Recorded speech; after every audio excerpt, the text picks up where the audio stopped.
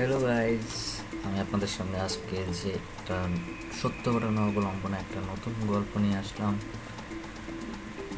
গল্পটার নাম হচ্ছে দ্য প্রিজন ব্রেকার্স।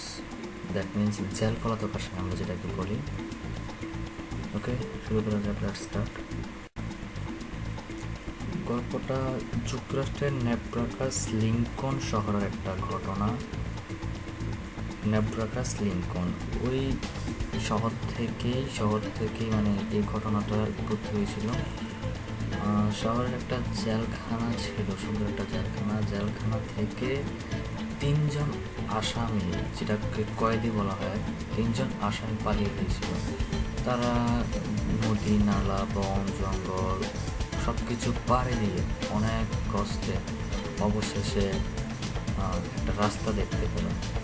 তো কী হলো, তার রাস্তায় গিয়ে দেখলো কোনো গাড়ি নাই। অনেকক্ষণ ধরে তারা হামাগুড়ি দিয়ে শুরু হলো, একটা গাড়ির জন্য ওয়েট করতেছিল, গাড়ি আসবে, তারা লিফট চাইবে।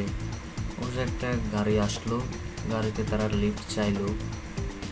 লিফটে দেওয়ার পর লিফট চাওয়ার পর একজন পুলিশ নামলো।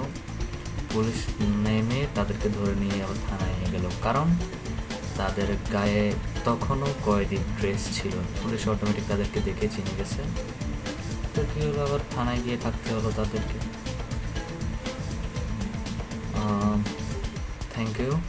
Thanks for watching. If you wanna get some more videos, some more funny videos, you can subscribe. Please subscribe. Thank you so much. Good night. Have a good day.